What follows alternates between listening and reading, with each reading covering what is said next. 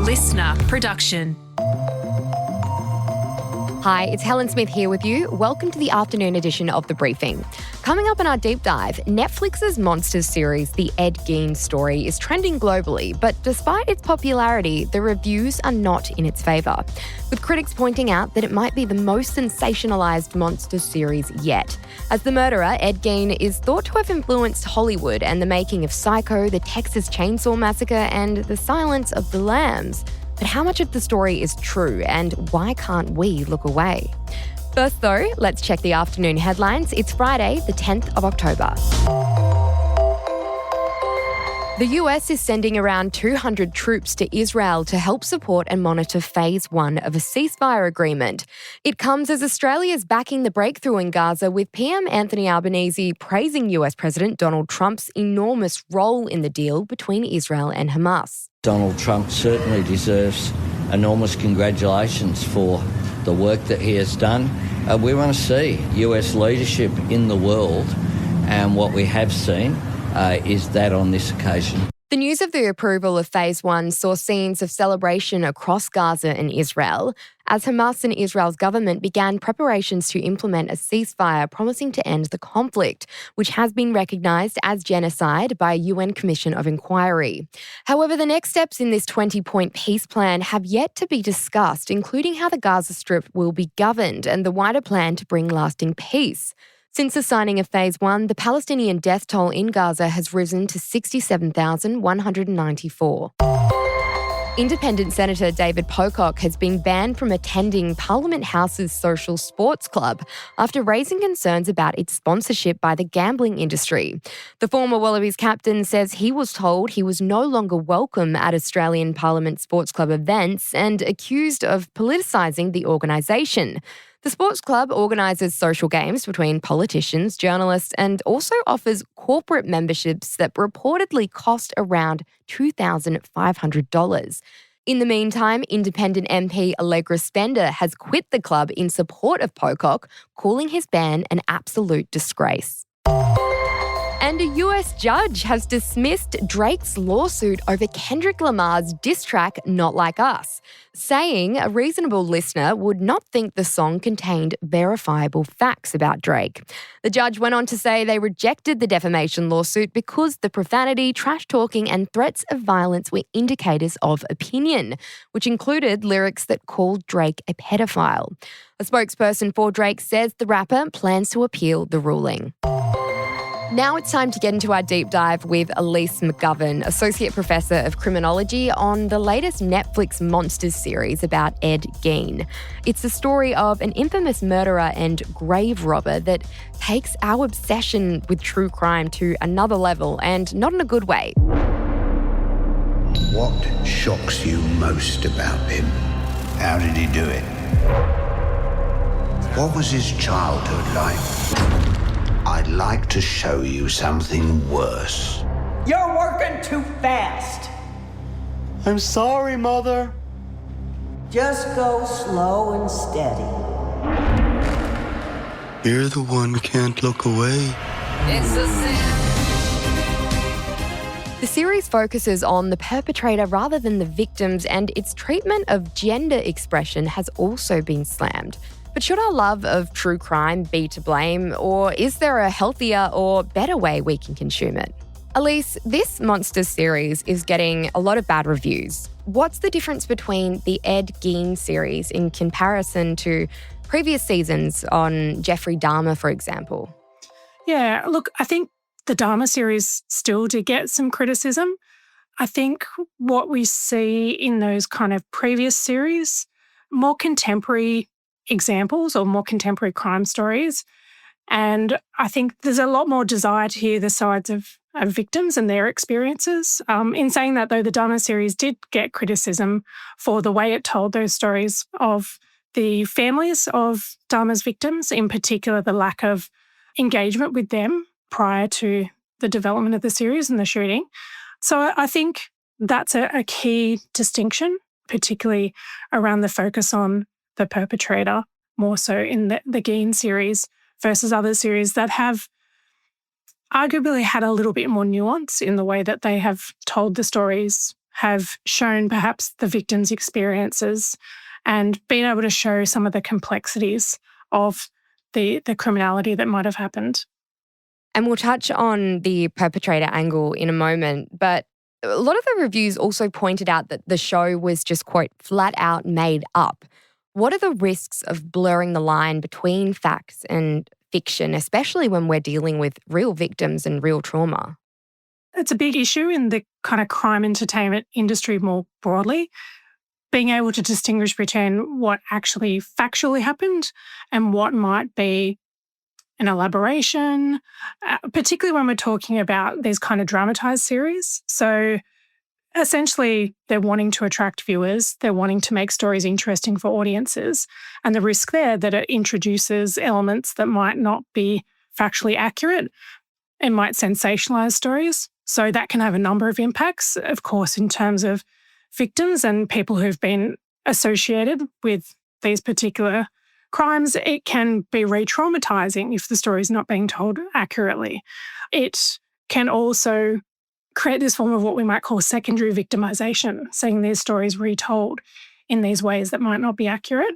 For audiences too, I even find this myself watching these shows sometimes. You're Googling to see, hang on, did that actually happen? And so sometimes when people are seeing these stories and they're assuming that there's going to be factual information that they're hearing, and what they might instead be getting is something that's sensationalized or dramatized. So it can impact the way that we view and understand these crimes specifically, but also crimes more generally, feeding into fear of crime, broader concerns about the risk of victimization, for example. And it is suggested that Ed Gein influenced Hollywood for the likes of Psycho, the Texas Chainsaw Massacre, and The Silence of the Lambs. What does that tell us about our quote-unquote obsession with crime? Because those films, some of them were made many years ago. The fact that, the contemporary iterations of true crime, this is not a new phenomenon. True crime has been around for centuries. It's just that it has evolved and we see a lot more platforms and vehicles through which we can engage with true crime now. And we see that these stories are cutting across both kind of what we might call factual sort of true crime content and entertainment through to the more dramatized. And as you said, with this particular case, it may feed into these other kinds of fictionalized, purely fictional forms. I think it just goes to show that we've always had this fascination with crimes, and particularly the more gruesome crimes, the more unusual crimes.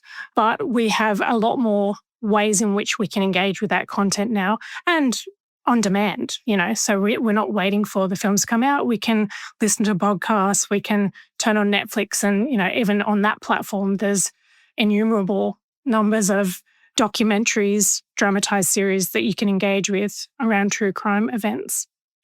And one of the lines in the trailer that's spoken by the actor who plays Ed Gein is, "You're the one who can't look away." What do you make of that? When I heard that, it reminded me of, I can't think of the exact line, but there was another documentary series that kind of posed a similar question to audiences. And in some respects, I guess it's putting the onus back on the audiences in the sense of, well, you're watching this. And I guess it can cause us to reflect on our own consumption of true crime. It's an issue that I often talk about in class with my students about, or what are we consuming? How might we actually be contributing to, or at least feeding into the view that there is an appetite for this kind of content? And, I think that's a question that some students haven't grappled with before, actually thinking about what are the ethical implications of these kinds of programs and what do I expect to see, starting to think about what would ethical true crime content look like. I think audiences increasingly are expecting a bit more and something different from true crime content. So we want to hear the victims' perspectives. We want to understand. We just don't want to see the gruesome, horrific details and visuals of the crimes themselves. And speaking of that, a lot of the criticism about this series of monsters is that it doesn't really do that. It does focus on the perpetrator almost solely throughout the first couple of episodes, at least. Why do we keep doing this, even though audiences, as you said, are asking for more? I mean, I guess the only thing I can think of is that it's really about getting audiences in. There's a lot of content out there now. So how do you do something that is going to attract audiences, something different, something, drawing on sensational aspects? And I think maybe that's why this stands out a little bit more in recent times, because we have seen that shift away, not entirely, but we have seen different ways that these stories can be told. And so I think this is why this one in particular sticks out.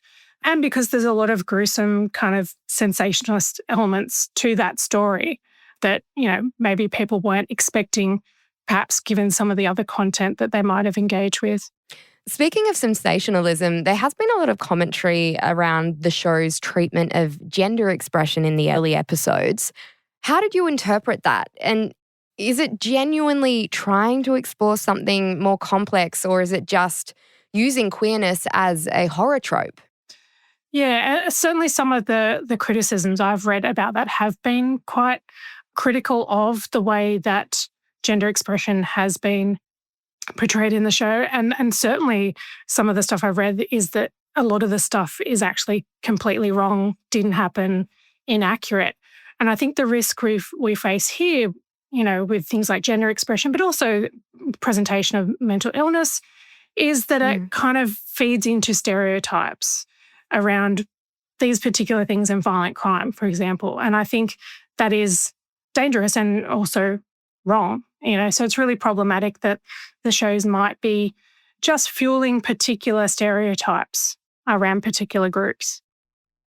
And you've mentioned this before, it's a competitive market for true crime. So creating a standout point is kind of vital to get these audiences and become, the number one trending show on Netflix. But is there any responsibility of a show like this when dealing with such disturbing and real-life subject matter to actually take responsibility for the content that they're creating?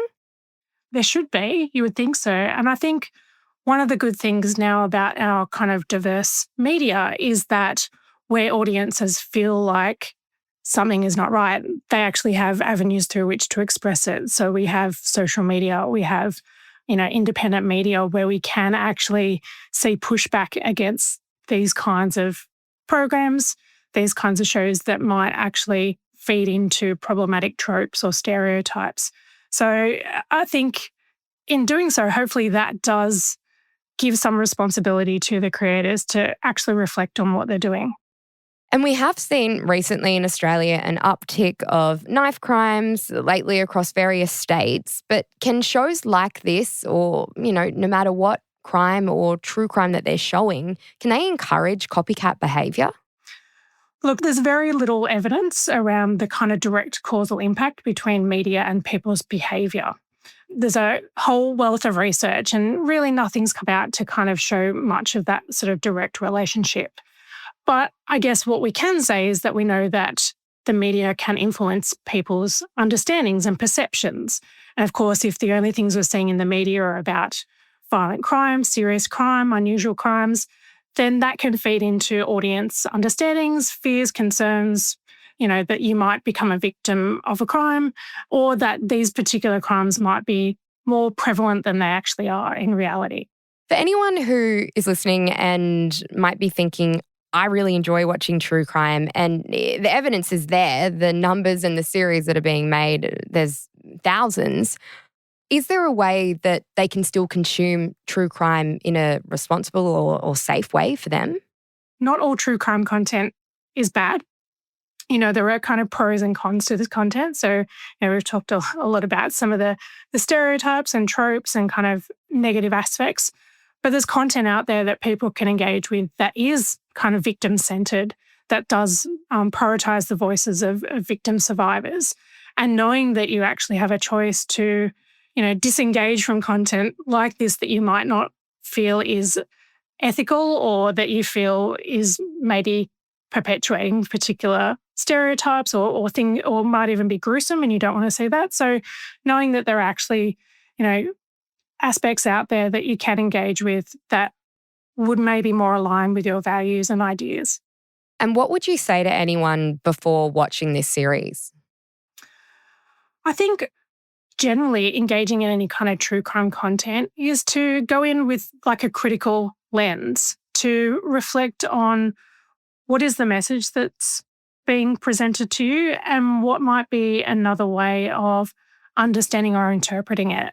And I think having that kind of media literacy and being able to kind of take a step back and think, it's an industry, it's an entertainment industry. So entertainment is at the forefront, not necessarily truth-telling fact.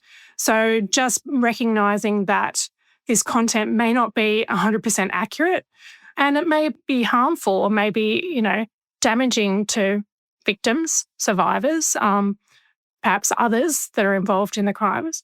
So see this kind of an educative opportunity as well to reflect on what you're actually getting out of this and how accurate it might be. Alyce, thank you so much for joining us on The Briefing. No problem. That was Alyce McGovern there, Associate Professor of Criminology at the University of New South Wales. And that's it for this episode of the afternoon edition of The Briefing. We'll be back in your feed tomorrow with the weekend briefing where Antoinette is joined by none other than Turia Pitt. There's these people who, much like yourself or much like me, they go through something catastrophic. They come out the other side. They're amazing. They're better. Yay. And it doesn't quite work like that. It's not always that straightforward. Like, that would be great if that could be possible. But it hasn't worked out like that for me. Natasha Belling will be back in your feed next week hosting the afternoon editions. Until then, we'd love you to subscribe wherever you're listening from, or you can follow us on Instagram at The Briefing Podcast. I'm Helen Smith. Catch you next time.